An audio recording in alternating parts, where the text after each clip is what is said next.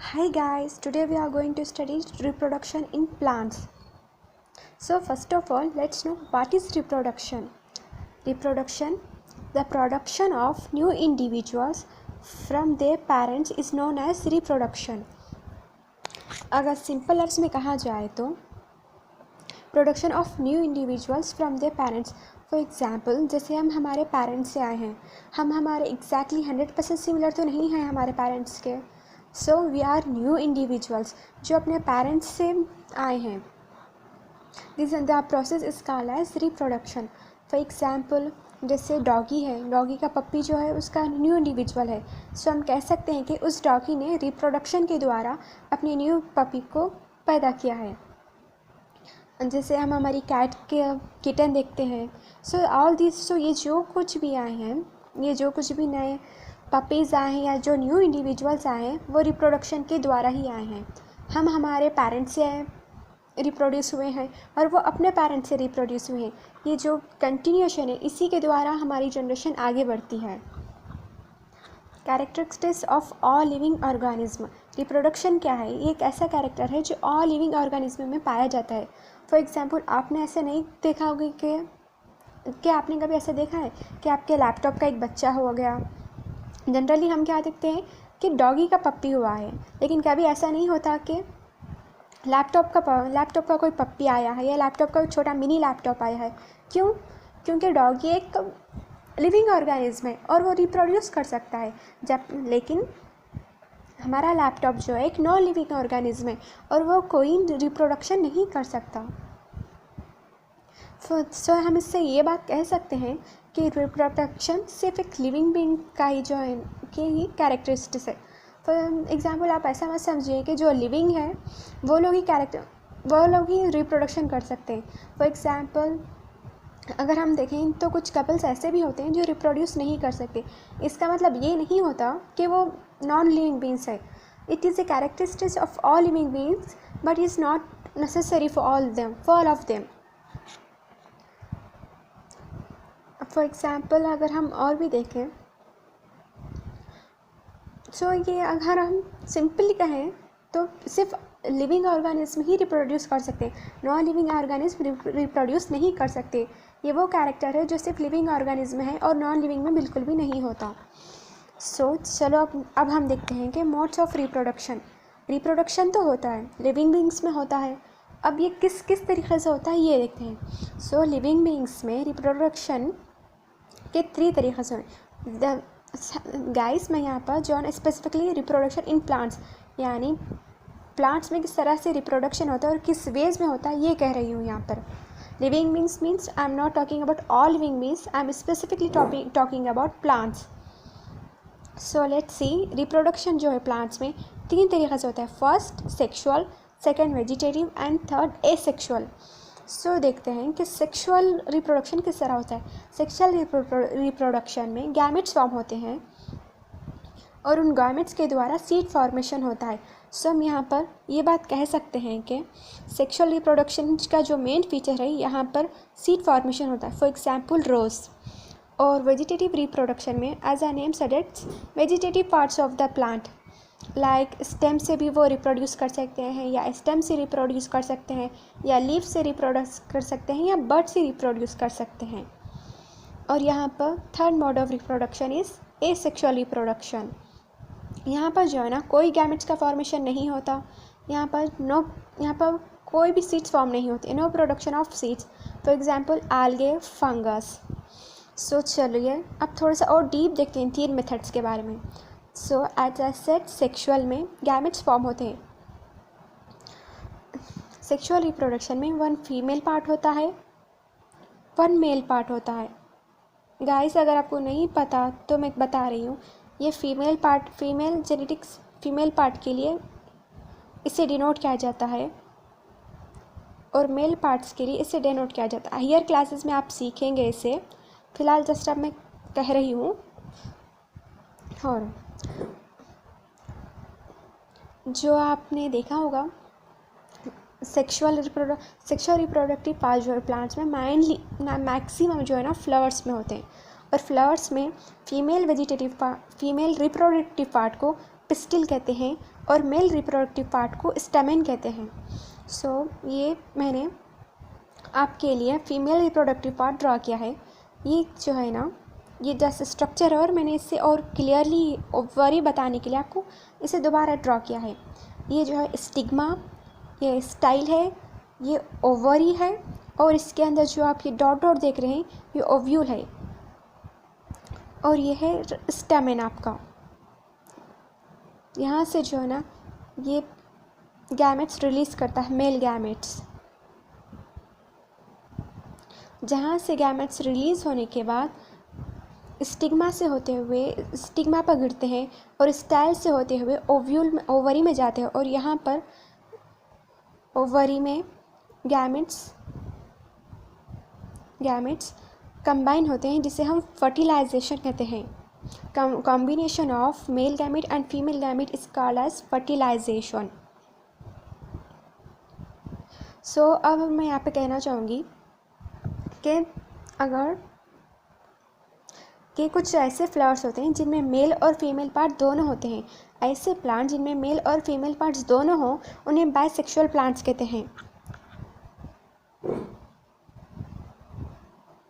Bisexual, यहाँ पर आप नेम से भी देख सकते हैं। बाई मीन्स दो, सेक्सुअल मीन्स ऐसा समझो कि रिप्रोडक्टिव पार्ट्स। ऐसे प्लांट जिनमें दो भी रिप्रोडक्टिव पार्ट्स हो, मेल और फीमेल, उन्हें बाइसेक्सुअल प्लांट्स कहते हैं। और ऐसे प्लांट्स जिनमें कोई एक ही रिप्रोडक्टिव पार्ट हो उन्हें यूनिसेक्सुअल प्लांट कहते हैं। Uni means one, sexual means reproductive part. ऐसे प्लांट जिनमें कोई एक ही रिप्रोडक्टिव पार्ट हो उसे यूनिसेक्सुअल प्लांट्स कहते हैं। वो बाइसेक्सुअल प्लांट्स का एग्जाम्पल रोज़ है। रोज़ में मेल और फीमेल दो पार्ट्स होते हैं। और यूनिसेक्सुअल प्लांट का एग्जाम्पल है पपाया। पपाया में अगर आप कभी गौर करें या कभी नोटिस करें तो कुछ ऐसे पपाया प्लांट्स होंगे जिन पर पपाई होगी और कुछ ऐसे पपाया प्लांट्स होंगे जिन्हें जो लाइफ टाइम में कभी रिप्रोड्यूस नहीं करेंगे, क्योंकि फर्टिलाइजेशन जो है फीमेल पपाया में होता है, मेल पपाया में नहीं होता। इसीलिए कुछ ऐसे भी पपाया होंगे जिनमें कभी पपाया होगा ही नहीं। और अगर अब जैसा कि मैंने आपको बताया, यहाँ से गैमेट्स रिलीज़ होकर स्टिग्मा और स्टाइल के बाद ओवरी में पहुँच के वो फर्टिलाइजेशन करते हैं। सपोज़ अगर एक ही फ्लावर में दो पार्ट्स हैं, पिस्टिल और स्टेमेन दो पार्ट्स हैं, और एक ही फ्लावर के गैमेट्स उसी के फीमेल पार्ट तक पहुंचते हैं तो उसे सेल्फ पॉलिनेशन कहते हैं।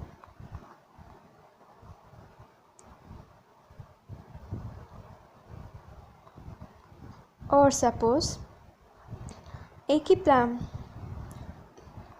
सपोज़ ये स्टेमेन है और इसके गैमेट्स इस पिस्टिल तक पहुंच रहे हैं और फर्टिलाइजेशन भी कर रहे हैं, लेकिन सपोज़ ये दूसरे प्लांट का पार्ट है और ये दूसरे प्लांट का पार्ट है, यानी यहाँ पर तो मेल गैमेट्स तो किसी और प्लांट के हो गए और फीमेल गैमेट्स तो किसी और प्लांट के हो गए, यानी दो डिफरेंट प्लांट्स के में फर्टिलाइजेशन हुआ, तो इसे कहते हैं क्रॉस पॉलिनेशन।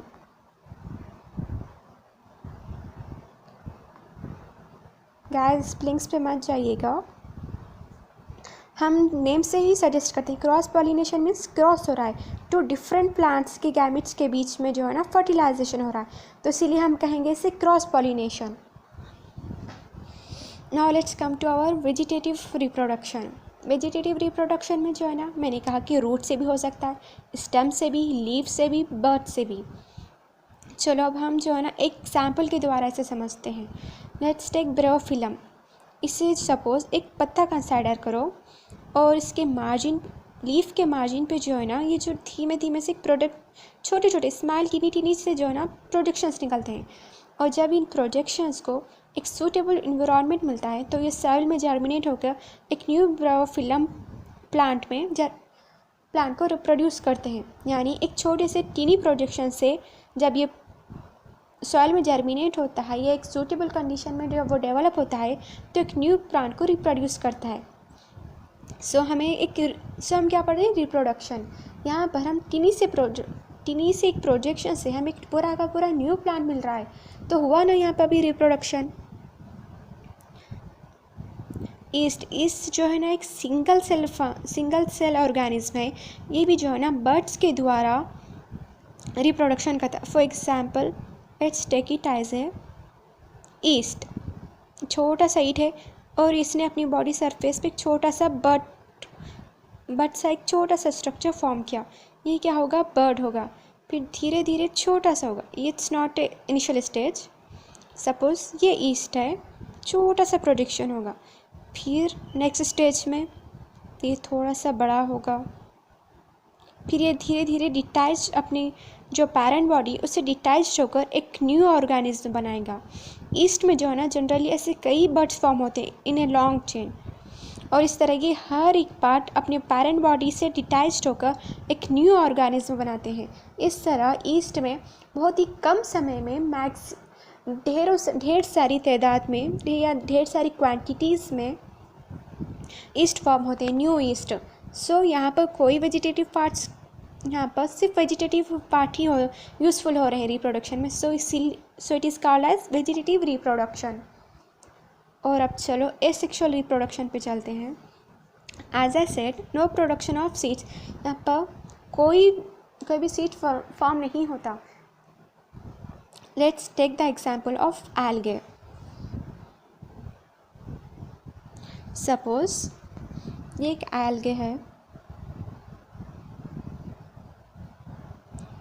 एल्गे में जो है ना फ्रैगमेंटेशन के द्वारा रिप्रोडक्शन होता है। सपोज ये एल्गे का सेल है और ये 2 पार्ट्स में डिवाइड हो जाता है। सपोज इट इज़ एड A part and is B बी पार्ट। हमें क्या होगा? एक सेल से या एक एल्गे से दो एल्गे हासिल हो गए। वन इज़ हमने इसे ए कंसिडर किया, फिर ये बी, फिर ये फिर दोबारा से डिवाइड होता है, फिर ये 1 ये बी,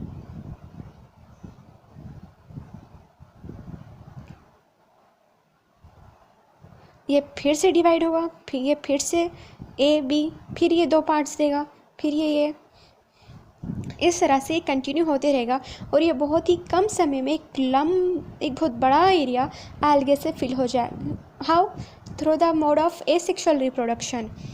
क्योंकि एल्गे बहुत ही छोटे ऑर्गेनिज्म होते हैं, उनमें कोई स्पेसिफिक रिप्रोडक्टिव ऑर्गन नहीं होते, सेक्सुअल रिप्रोडक्टिव ऑर्गन नहीं होते, इसीलिए ये एसेक्सुअल रिप्रोडक्शन के द्वारा रिप्रोड्यूस करते हैं। जैसा कि हमने देखा, एक छोटा सा सेल हो, कोई एक सेल ये 2 पार्ट्स में डिवाइड होता है, एक एल्गे 1 एल्गे 2, और ये छोटा सा यहाँ पे रिप्रोड्यूस, यहाँ पे दूसरा सा सेल होता है, फिर इससे एल्गे 1 एल्गे 2।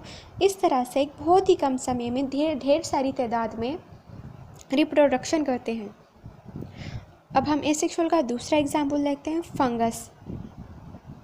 फंगस भी एक छोटा सा स्मॉल ऑर्गेनिज्म, इसमें भी कोई स्पेसिफिक सेक्सुअल पार्ट्स नहीं होते, तो ये भी एसेक्सुअल रिप्रोडक्शन करते हैं। फॉर एग्जाम्पल ये इसके ऊपर जो है ना एक छोटी सी लेयर दिख रही है, ये आप छोटा सा सर्कल जो आपको दिख रहा है, ये स्पोरेंजियम है। ये स्पोरेंजियम आप ऐसा बॉक्स या सैक लाइक स्ट्रक्चर का अंदर अज्यूम कीजिए जिसमें स्पोर्स होते हैं। इसमें जो है ना स्पोर्स फिल होते हैं। देखिए यहाँ पे क्लियर लग रहा है, ये सारे जो है ना स्पोर्स है।